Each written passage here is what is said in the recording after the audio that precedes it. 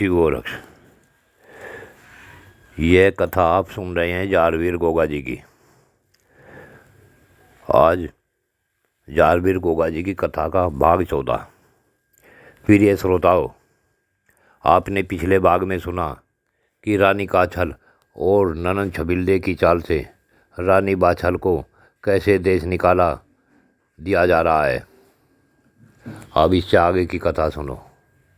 प्यारे श्रोताओं, हे गोरखनाथ जी के मानने वालों, भक्तगणों, रानी बाछल जब तक अपनी बहन काछल को अपने जिगर का टुकड़ा मान रही थी, अब उसकी समझ में आ गया कि यह सब तो काछल का क्या कर रहा है।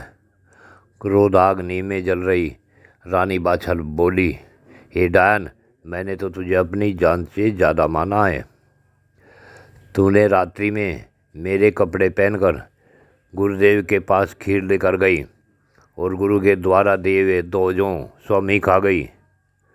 गुरु को धोखा देना चाहा, परंतु गुरु गोरखनाथ जी तो त्रिलोकी पर एक साथ ही निगाह रखते हैं। तूने मुझे धोखा दिया। गुरु ने 1 जौ तेरे नाम का दिया था और 1 जौ मेरे नाम का दिया था। तू तो नागिन बन गई, बहन का सुख नहीं पाया।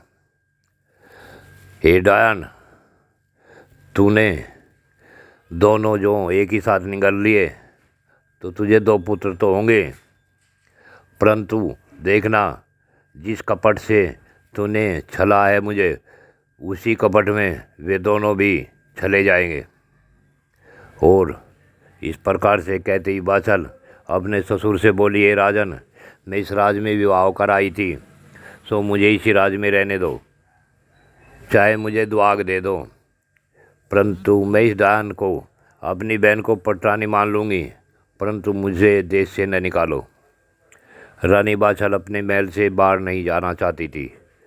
ब्राह्मणी ने जब राजा से कहा, हे महाराज, यह तो देवी है, किसे आप उल्टा कह रहे हैं, परंतु राजहट के सामने रानी की एक न चली और रानी काछल की नौकरानियों ने रानी बाछल को खींचकर महल से बाहर कर दिया।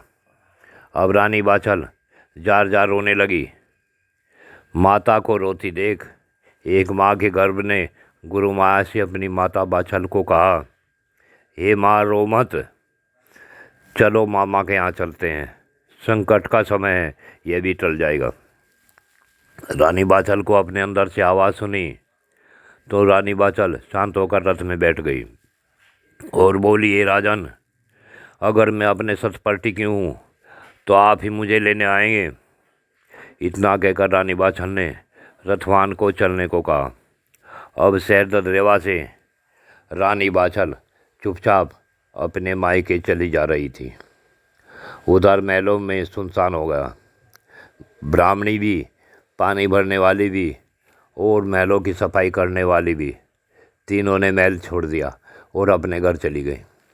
तथा रात्रि में तीनों ने अपने अपने पति से कहा कि रानी के सतीत्व की बात बहुत ही ऊंची है। महारानी बाछल रात दिन भक्ति करती थी। रानी काछल की धृष्टता, पागलपन भी बताया और गूगल के प्रसाद से सभी को कैसे गर्व ठहरा, यह भी सब बातें बताई। और तीनों ने ही अपने पति से कहा कि ये स्वामी, जब तक महारानी बाछल अपने महल में वापस नहीं आ जाती, तब तक हम महलों में नहीं जाएंगे। हम चाहे हमें भी देश छोड़ना पड़े, भले ही राजा हमें देश निकाला दे दे। पंडितानी बोली, है स्वामी, आप तो स्वयं राजपुरोहित हैं, आप राजा को समझाए और उसे कहे कि वो उस अबला के साथ अन्याय न करें, उसे वापस ले आए। रानी को ढूंढकर वापस महलों में ले आए। उधर रानी बाछल चली जा रही थी। रानी गुरु गोरक्षनाथ जी के दिए मंत्र का जाप करती जा रही थी तथा रथ रानी के मायके की ओर बढ़ता जा रहा था। अब राजा बासक की निगाह जब रानी पर पड़ी तो उसने तथिगनाग को बुलवाया और कहा कि इस समय बाछल संकट में भी है और मौका है उसे डसने का। न रहेगा बांस न बनेगी बांसुरी। जब रानी मर जाएगी तो गर्भ तो अपने आप सड़ जाएगा। आज चुक मत जाना। तथिगनाग अब बाछल को समाप्त करने की सोचकर रथ के आगे एक बूढ़े का रूप धारण कर खड़ा हो गया। उधर गुरु गोरखनाथ जी ने योग माया को सचेत कर दिया।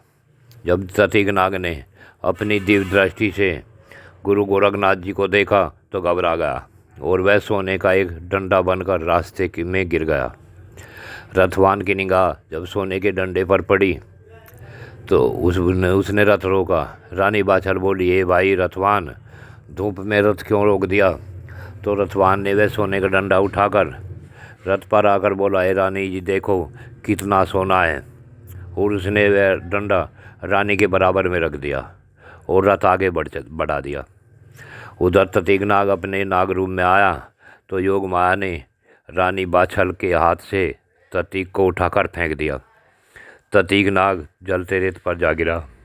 रथवान ने भी जब यह दृश्य देखा तो घबरा गया।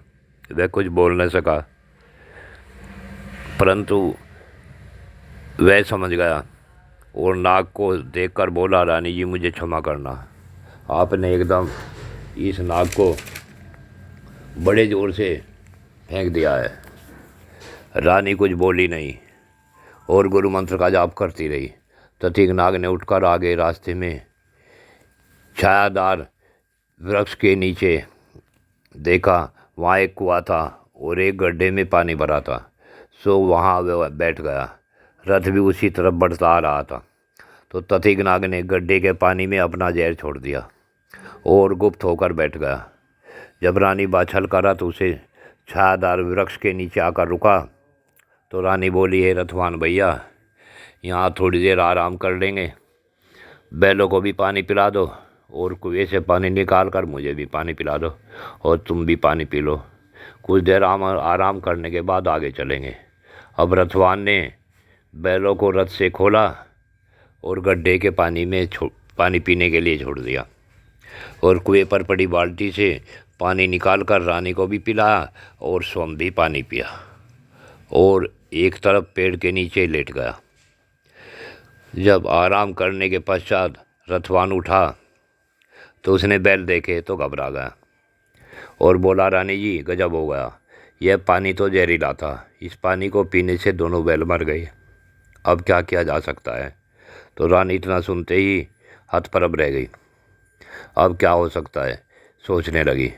जब कुछ भी समझ में नहीं आया तो दोनों आंखों में पानी भर आया। यह देखकर गर्व से जारवीर बोला, हे माता जी, इस प्रकार सोच विचार से कुछ नहीं होगा। अब आप अपने सिर की चोटी से 2 कलावे खोलो, यानी डोरी के लच्छे खोलो और गुरु देव का स्मरण करते हुए दोनों बैलों के अगले सीधे पैर में बांध दो। आप को गुरुदेव की शक्ति का आभास नहीं रहा। हमारे गुरुदेव पूर्ण समर्थ हैं, सब कुछ कर सकते हैं। अब जल्दी करो। यह आवाज़ जब रथवान ने सुनी तो बोला, हे रानी जी, आपसे कौन बात कर रहा था? तो रानी ने कहा कि जो गर्भ में पल रहा है वही बोल रहा था। और माता बाछल ने अपने सिर से 2 कलावे निकालकर दोनों बैलों को बांध दिए और कुछ ही देर बाद दोनों बैल उठकर खड़े हो गए। प्रिय श्रोताओं, क्या ततीगनाग हिम्मत हार चुका है या आगे भी कुछ करेगा? देखना है अगले भाग में। जय शिव गोरख।